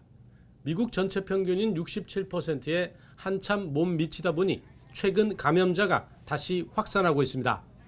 이 때문에 한 병원은 환자를 감당하지 못해 다른 병원으로 다시 보내는 실정입니다. 닉사시 시장은 마스크 착용을 다시 의무화했다가 오히려 주민 소환 투표라는 역풍을 맞았습니다. 미주리처럼 백신 접종률이 낮은 주들은 아칸소, 유타, 와이오밍 등 주로 중남부에 몰려 있습니다. 농축산업이 주요 산업 기반으로 공화당 강세 지역들입니다. 이들 지역의 신규 확진자의 80% 이상이 델타 변이 감염인 것으로 파악됐습니다. In today's briefing, we discussed how the Delta variant is already responsible for half of all cases in many parts of this country. It's more easily transmissible, potentially more dangerous. 바이든 대통령은 백신을 맞은 경우 높은 수준의 보호를 받을 수 있다고 강조했습니다. 특히 델타 변이에도 효과적이라는 것이 증명되고 있다고 설명했습니다. Fully vaccinated Americans have a high degree of protection, including against this Delta variant. Study after study after study has shown that since early May, virtually every COVID-19 hospitalization and death in the United States has been among the unvaccinated. 그런 만큼 가족과 친구, 지역사회를 위험에 빠뜨리지 않도록 접종해야 한다고 호소했습니다. 보건 전문가들은 대규모 발병 사태가 발생하면 잠재적으로 더 많은 변이가 나올 수 있다고 경고하고 있습니다. 하지만 이들 지역의 백신에 대한 저항이 만만치 않아 큰 골칫거리가 되고 있습니다. 워싱턴에서 YTN 강태욱입니다.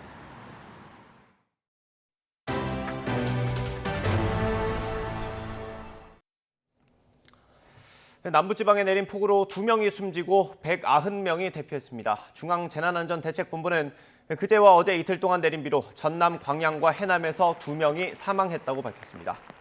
또 주택 93동이 물에 잠기면서 이재민 68명이 발생한 걸 포함해 모두 190명이 대피했습니다. 농경지 7,500여 헥타르와 축사 19동이 침수 피해를 입었고 도로 유실과 교통 통제도 잇따르고 있습니다. 밤만 되면 강해지는 야행성 장마로 남부지방에는 500mm가 넘는 물폭탄이 쏟아졌습니다. 장마 전선은 당분간 내륙에 머물며 남부에 이어 중부에도 게릴라 호우를 쏟아부을 것으로 우려됩니다. 김진두 기자가 보도합니다. 강력하게 발달한 장마 구름이 남부지방에 머물며 비를 쏟아부었습니다. 전남 장흥에서 기록된 비의 강도는 시간당 79mm, 7월 관측사상 가장 강한 비로 양동이로 물을 퍼붓는 것과 같은 수준입니다. 북태평양 고기압 경계를 타고 저기압이 이동한 가운데 따뜻하고 습한 남서기류가 가세하며 비구름이 폭발적으로 발달한 것입니다. 전남 해상군 현산면에 500mm가 넘는 물폭탄이 쏟아졌고 장흥과 진도, 공도 400mm가 넘었습니다. 경남에도 200에서 400mm의 큰 비가 내렸습니다. 기록적인 장맛비로 지반이 약화하면서 남부 대부분에 산사태 특보가 내려졌고 전남과 경남은 산사태 위기 경보가 경계로 격상됐습니다. 장마 전선은 오늘 아침까지 남부에 영향을 주며 밤사이 최고 200mm가 넘는 강한 비를 또 쏟아부을 것으로 보입니다. 남부지방을 중심으로 천둥 번개를 동반한 시간당 50mm 이상의 매우 강한 비가 내리는 곳이 있겠으니 비 피해 없도록 대비하시기 바랍니다.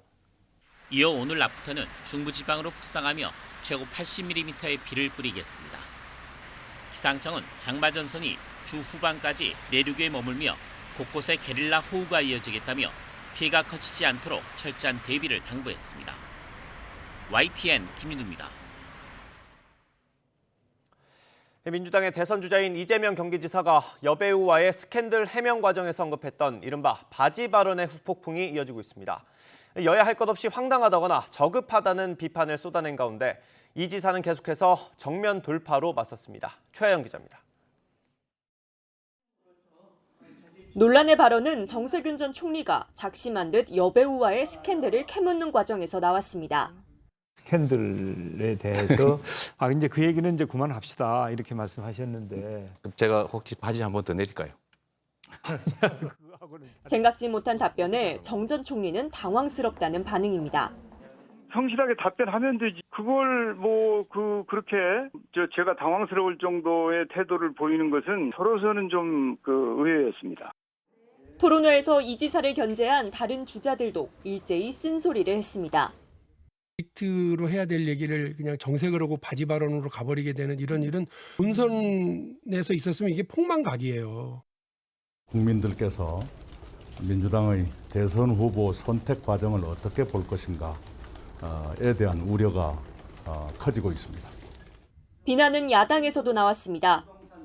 가히 성추행 전문당이라는 저작거리의 비아냥이 무색할 만큼 민망한 일이고 저급한 막장 토론이 아닐 수 없습니다. 이에 이 지사는 뼈 있는 말로 결백을 강조하며 정면 돌파에 나섰습니다. 그럼 어떡하겠어요? 앞으로는 좀 그런 질문 하지 말고 꼭 저한테 들어야 되겠어요. 인터넷 뒤지면 다 나옵니다. 인터넷 열심히 찾아보세요. 여기에 민주당 강성 지지층을 겨냥한 송영길 대표의 대깨문 발언도 큰 파장을 일으키고 있습니다. 소위 대깨문이라고 떠드는 사람들이 누구가 되면 차라리 야당이 되겠다 이런 안이한 생각을 하는 순간 문재인 대통령을 지킬 수도 없고 지지자 비하다, 특정 후보 편파 발언이다라며 친문 대선 주자들은 물론 일부 당원까지 들고 일어난 겁니다. 송 대표와 같은 86그룹의 최재성 전 청와대 정무수석도 달면 삼키고 쓰면 뱉는 감탄고토 습성이라고 직격탄을 날렸습니다.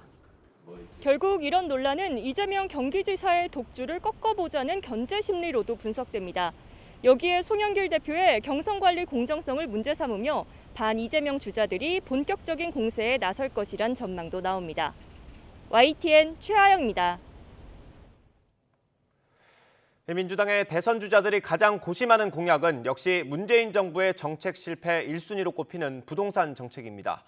그런 만큼 부동산 불공정 거래 감독 강화부터 토지 공개념 법제화까지 악화한 부동산 민심을 달래기 위한 정책 마련에 집중하고 있습니다. 송재인 기자의 보도입니다. 문재인 정부 지지율 하락의 최대 원인은 부동산이다. 하나, 둘, 셋. 모두 다 동그라미를. 이렇듯 자타공인 문재인 정부의 최대 실책으로 꼽히는 부동산 정책은 민주당 대선 주자들에게는 가장 큰 부담입니다. 대선 주자들이 너도 나도 첫 공약으로 부동산 해법을 제시하며 차별화에 나선 이유입니다. 선두주자 이재명 경기지사는 부동산 시장 질서를 교란하는 불공정 거래를 지적하면서 현 정부의 정책 성과가 없었다고 탄원했습니다. 부동산은 돈 벌지 못하게 하겠다. 이 말씀을 아주 오래전부터 하셨고 좀 평생주택 도입해라고 지시했고 또 부동산 시장이 좀 이상하다. 부동산 감독기관 만들어라 라고 지시를 했는데 이게 제대로 된 게 하나도 없습니다.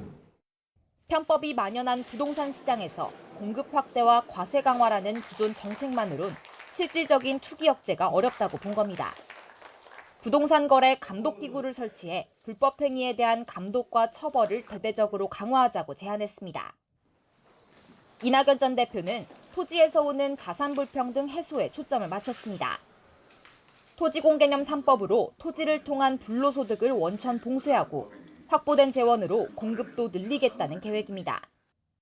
택지 소유에 부담금을 부과하고 개발이익 환수를 강화하며 유휴 토지에 가산세를 부과하는 내용입니다. 다만 과거 일부 위헌 판정을 받기도 했던 만큼 이 전 대표는 토지공 개념을 헌법에 못 박는 방안까지도 고려하고 있습니다. 여기에 박용진 의원은 김포공항 이전을 통한 20만 가구 공급을, 추미애 전 장관은 지대개혁 수준의 과세 강화를 발표하며 일찍이 정책 대결에 뛰어들었습니다. 민주당 주자들에게 중요한 건 대선 전 부동산 시장 안정화 조짐 여부입니다. 이미 문재인 정부와 민주당의 정책 신뢰성이 떨어질 대로 떨어진 만큼 어떤 정책을 내놔도 시장에서 쉽게 받아들이긴 어려운 상황입니다. YTN 송재인입니다. 본격적인 민생 행보에 나선 윤석열 전 검찰총장이 연일 탈원전 정책을 비판하며 문재인 정부와 각을 세우고 있습니다. 국민의힘 주자 가운데서는 유승민 전 의원과 하태경 의원이 여성가족부 폐지를 공약으로 내세웠는데 이준석 대표까지 지원 사격에 나섰습니다. 이경국 기자입니다. 윤석열 전 검찰총장은 출마 선언 후 첫 지방 일정으로 대전을 찾았습니다. 아버지의 고향인 충청권에서 지지층 결집에 나선 겁니다. 가장 먼저 국립대전 현충원을 찾아 천안함 용사와 연평해전 전사자 등 서해 수호 희생장병 묘역에 참배했습니다. 이분들이 목숨 바쳐 지킨 이 나라를 공정과 상식을 가지고 바로 세워서 이어진 행보는 전날에 이어 탈원전 정책 반대에 초점이 맞춰졌습니다. 카이스트 원자핵공학과 학생들과의 만남에 이어 탈원전 정책 비판 토론회에 참석해 정책 폐기를 주장했습니다. 큰 어떤 합의가 이런 걸 가지고 기본 에너지 정책을 설계하고 집행했어야 되는 것이 아니냐. 너무 성급한 이런 탈원전 정책은 반드시 재고되고 바뀌어야 된다고 생각합니다. 민생 행보와 더불어 국민의당 안철수 대표를 비롯해 국민의힘 외부 인사들과의 접촉도 넓혀가고 있습니다. 장모의 법정 구속 이후에도 윤 전 총장 지지율은 여전히 야권 선두를 달리며 이재명 경기지사와 접전을 펼치는 것으로 나타났습니다. 윤석열 대세론이 이어지면서 점점 다급해지는 건 국민의힘 주자들입니다. 유승민 전 의원은 군복무를 마치면 민간주택 청약대에 가점을 주는 정책에 이어 하태경 의원과 나란히 여성가족부 폐지를 공약으로 내걸며 20대 남성 표심을 자극했습니다. 대통령 직속으로 양성평등위원회를 둬가지고 여성과 남성이 정말 차별받지 않는 그런 사회를 하기 위해서 대통령이 그런 정책을 조율하는 그런 게 오히려 더 여성한테 도움이 될 거다. 홍준표 의원과 원희룡 제주지사는 여권 선두주자인 이재명 경기지사의 미 점령군 발언을 강하게 비판하며 존재감을 부각하고 있습니다. 윤석열 대세론이 이어진다면 야권 경쟁을 벌이는 국민의힘으로서도 부담은 커질 수밖에 없습니다. 따라서 존재감을 끌어올리려는 국민의힘 주자들의 경쟁은 점점 가열될 것으로 보입니다. YTN 이경국입니다. 윤석열 전 검찰총장은 이른바 유흥업소 접대부 줄리 의혹을 반박한 부인 김건희 씨의 인터뷰를 잘못됐다고 생각하지 않는다고 말했습니다. 윤석열 전 총장은 부인 인터뷰에 대한 기자들의 질문에 부인이 기자와 통화했고 하고 싶은 얘기를 했다고 한다면서 이같이 답변했습니다. 국민의힘 입당 여부나 시기에 대한 질문에는 전혀 아이디어가 없다면서 정치를 시작한 만큼 많은 분을 만나보고 나서 정권 교체에 가장 효과적인 방법론이 무엇인지 보고 판단하겠다는 기존 입장을 재확인했습니다. 더불어민주당이 오늘 오후 정책의원총회를 열고 재난지원금 지급 범위를 포함한 2차 추가 경정 예산안 논의를 시작합니다. 이 자리에는 최백은 건국대 교수와 이상희 제주대 교수가 참석해 재난지원금을 소득 하위 80%에게 주는 방안과 모두에게 주는 방안에 대해 정책 효과를 설명할 예정입니다. 이후 민주당 의원들은 1시간 정도 추경 예산안 집행 방향에 대해서 자유 토론을 벌일 방침입니다. 네, 금융위반 후에는 오늘부터 대부업자와 여신 금융기관에서 대출받거나 4인가 10만 원 이상을 빌릴 때 적용되는 최고금리가 연 20%로 인하된다고 밝혔습니다. 이에 따라 새로 대출받거나 기존 대출을 갱신하거나 연장할 때 연 20%를 넘는 금리를 받는 것은 불법이 됩니다. 이와 함께 저축은행, 캐피탈, 카드사는 기존 대출 이용자에게 금리 인하를 소급 적용한다고 덧붙였습니다.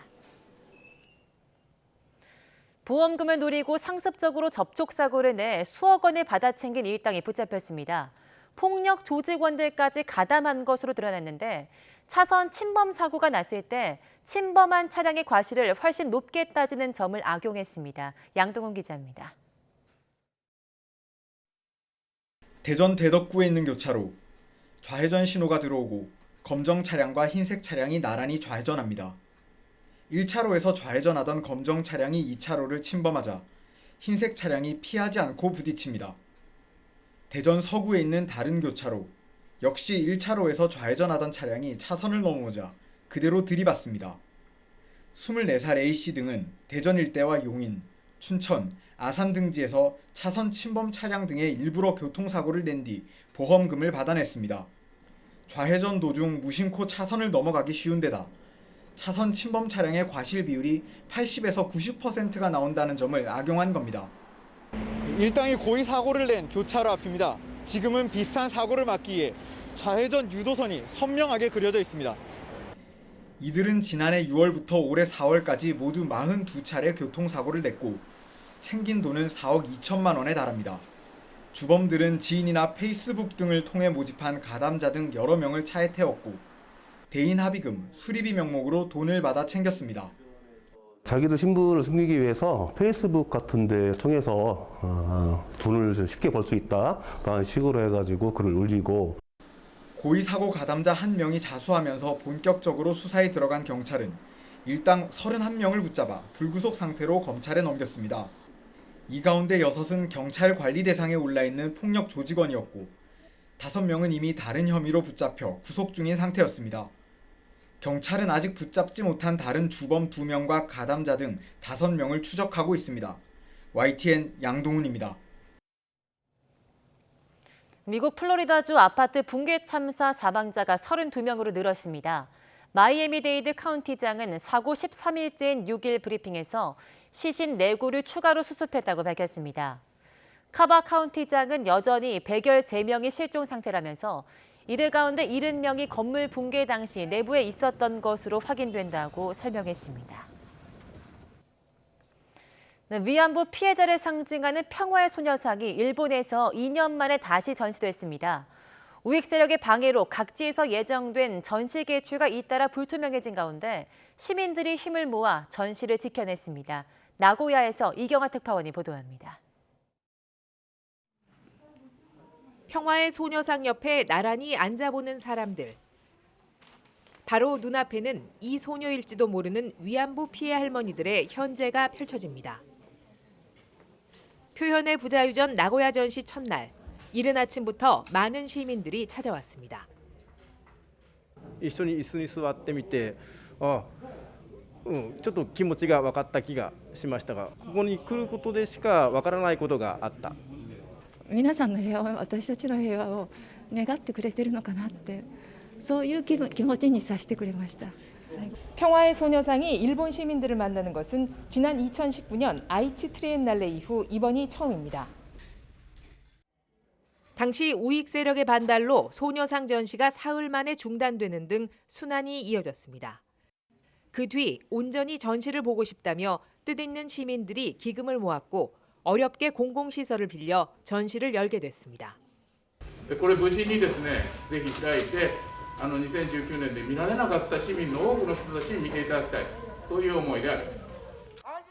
행사장 안팎에서는 이번에도 전시를 중단하라는 우익 단체의 소란이 이어졌습니다. 나고야시는 소녀상을 모욕해온 극우 단체의 전시까지 같은 층에서 열도록 허가했습니다. 使用の許可にあたっては展示内容については判断をしておりません。 만일의 사태에 대비해 시민자원봉사자 60명이 전시장을 지키고 있습니다. 이들은 개최에 어려움을 겪고 있는 도쿄와 오사카에서도 소녀상을 하루빨리 만나게 되길 기대하고 있습니다. 絶対に私は勝てると思ってます。多くの市民が参加することで絶対にその状況を変えることはできるというふうに思っておりますし、その一環に私たちの活動がなれば幸いだと思います。 일본 나고야에서 YTN 이경아입니다. 방탄소년단 버터가 빌보드 메인 싱글 차트 핫백에서 6주 연속 정상을 차지했습니다. 에드시런과 도자켓 등 쟁쟁한 팝 가수들의 신곡도 제쳤습니다. 김혜은 기자입니다. 방탄소년단 BTS의 버터는 7월이 되어서도 인기가 식지 않고 있습니다. 6주 연속 1위 자리를 지키며 본격적인 장기 흥행 국면으로 접어들었습니다. 빌보드 역사상 핫백 1위에 오른 1125곡 가운데 6주 이상 1위를 차지한 건 지금까지 160여 곡에 불과합니다. 최근 3년 동안 기록만 봐도 6주 연속 이상 정상에 오른 건 한 해에 한두 곡밖에 되지 않습니다. 또 버터처럼 발매하자마자 1위에 오른 곡은 지금까지 54곡이 전부인데 이 가운데 6주 이상 연속 정상을 지킨 곡은 9곡뿐입니다. BTS는 이미 단일 그룹으로서는 가장 긴 기간 동안 핫백 왕좌 자리를 지킨 기록을 달성하기도 했습니다. 특히 이번 주에는 합계 대표적인 싱어송라이터 에드 시런의 신곡 배드 해비츠, 도자켓, 더 위켄드가 함께 부른 유 라이트 등 쟁쟁한 신곡이 나왔지만 큰 영향을 미치지는 못했습니다. 빌보드 차트에서 연속으로 1위를 차지하고 있다는 각인 효과가 있다고 볼 수 있겠고요. 그리고 특이한 점이 라디오 플레이가 계속해서 증가하고 있다. 그렇기 때문에 이제 BTS 버터가 미국 대중 그리고 라디오에서 굉장히 많이 나오는 노래가 됐고, 버터는 이번 주에도 2위 곡보다 14배가량 높은 압도적인 다운로드량을 자랑했습니다. 앞서 발매한 바이닐 음반과 카세트 판매량까지 더해지면서 수치를 끌어올렸습니다.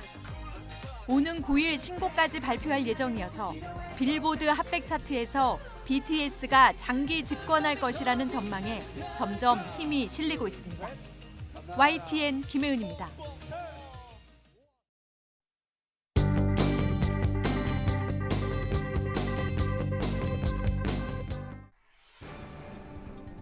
(6개월) 만에 다시 1000명대 확진.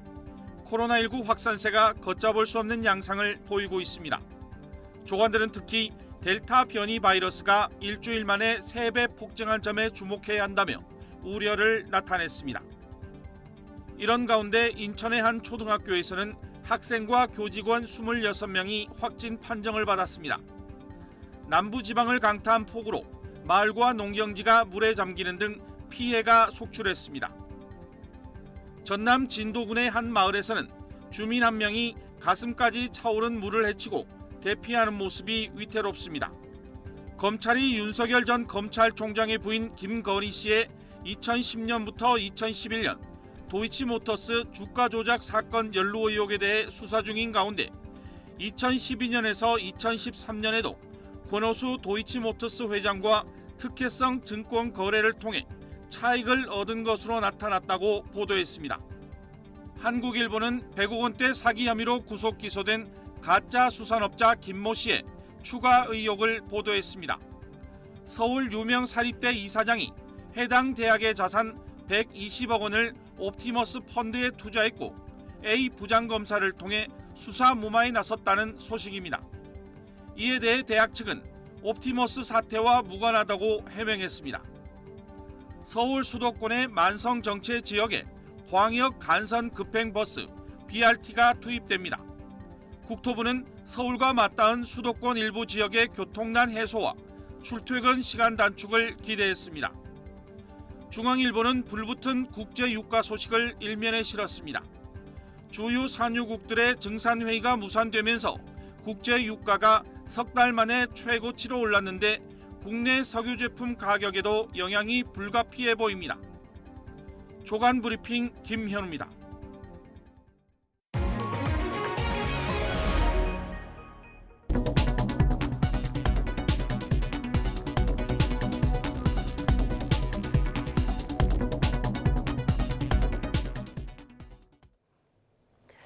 장마전선이 다시 남하하고 있습니다. 현재 중부지방은 흐린 가운데 빗방울 정도만 떨어지고 있지만 전북과 경북 지역은 붉은색 띠 형태로 강하게 발달한 비구름의 영향을 받으면서 시간당 50mm가 넘는 장대비가 쏟아지고 있는데요.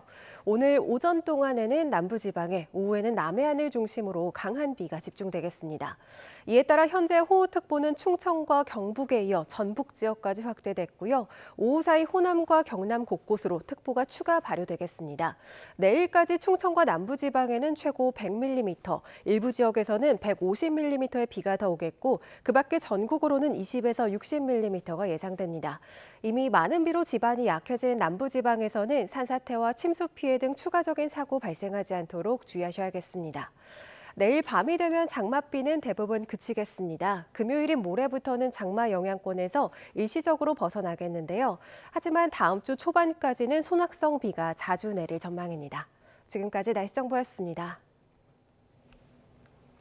이상으로 굿모닝 YTN 마치겠습니다. 잠시 후 YTN 24가 이어집니다. 시청해주신 여러분 고맙습니다.